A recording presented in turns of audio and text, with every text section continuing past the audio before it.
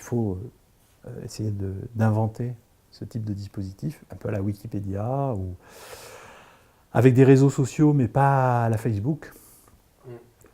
Pourquoi pas à la Facebook? Parce qu'un réseau à la Facebook, d'abord, il est au service une gigantesque machine à vous tracer et à vous faire des recommandations, a en plus un algorithme qui est bien précis, qui s'appelle le EdgeRank, et le EdgeRank, il a été conçu pour favoriser les bulles.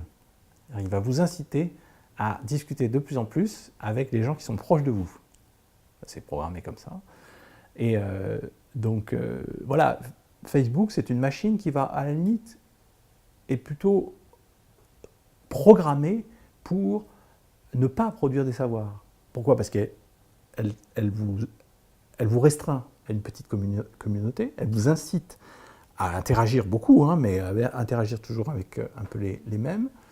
Donc ça, c'est déjà une caractéristique qui ne va pas bien avec la définition que je vous ai donnée du savoir, puisque justement, le savoir, ça explose, hein, ça bifurque, ça se diversifie. Et là, l'algorithme Facebook, il est vraiment fait, au contraire, pour créer un effet de bulle et d'interaction avec une communauté proche. Sur Facebook, le problème est que, donc, je disais, il commence à y avoir des groupes, parce que Zuckerberg est conscient, il est conscient qu'il va au-devant de gros problèmes s'il ne se met pas à être lui aussi un acteur de la production du savoir ou même un acteur de la production éducative. Et il voit bien qu'en faisant uniquement ce qu'il fait actuellement, c'est-à-dire soit des algorithmes de bulles, soit des algorithmes qui favorisent l'individu et non pas le groupe, eh bien, il fait fausse route. Il va forcément en rester au niveau de l'information et jamais accéder au niveau du savoir. Notre rôle aussi à l'IRI, c'est d'essayer d'inventer des réseaux sociaux qui ne soient pas sur ce modèle Facebook. Des réseaux sociaux où c'est le groupe qui va être premier.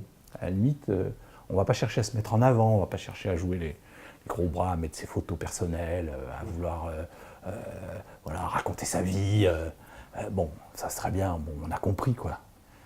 Mais par contre, un super réseau social de copains qui s'intéressent au numérique justement, ou à la photo,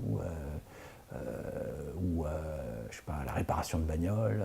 Voilà, ça, ouais, c'est les réseaux sociaux qui sont super motivants, qui sont super intéressants. Et là, ça vaut le coup d'y passer la nuit. Plutôt que de passer la nuit à faire ses photos et à chatter avec soi-même ou avec, pas soi-même, mais sa petite bulle à soi, quoi. C'est un peu soi-même. On est passé d'un web de la curiosité où finalement on découvrait des choses à l'autre bout de la planète. On était dans un état de curiosité beaucoup plus important. Il y avait aussi, justement, les algorithmes étaient moins puissants qu'ils le sont aujourd'hui et Google n'était pas forcément là, ou en tout cas Google fonctionnait de manière moins systématique, quoi. C'est-à-dire aujourd'hui, c'est vraiment une machine de guerre, quoi, Google. Et puis en même temps, les gens sont habitués à ça. Si Google ne me présente pas vraiment les meilleurs résultats qu'on peut imaginer, je vais me dire, mais alors, qu'est-ce qu'ils font? Alors qu'au début du web, on a été avec des moteurs de recherche beaucoup plus souples, avec des résultats un peu plus aléatoires. On avait aussi des référencements qui étaient beaucoup moins fiables. Donc on avait une sorte de ce qu'on appelle sérendipité, hein, une sorte de hasard, de curiosité dans l'accès à l'information. On est passé donc de ce web extrêmement démocratique à un web qui a d'abord quitté le monde de l'information stricte et qui est passé dans le monde du social, hein, même de l'industrialisation des relations sociales, c'est les réseaux sociaux. Et enfin, aujourd'hui, on est dans une phase de monopole et non, mais surtout de concentration des plateformes.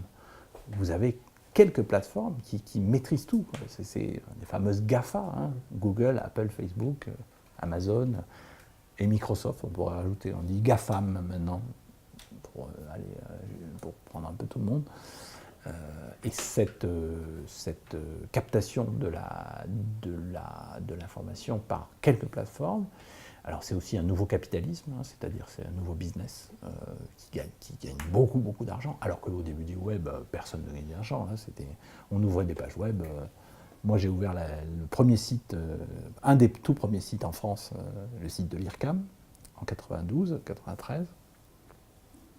On ne cherchait pas à gagner d'argent, hein, ça c'était sûr. Et les gens qui ouvraient des pages web, c'était vraiment pour diffuser de l'information. Aujourd'hui, le web, c'est quand même beaucoup privatisé, c'est beaucoup plus rentré dans le business, et en plus avec une architecture qui est très très différente, qui a beaucoup évolué, qui s'est beaucoup concentrée.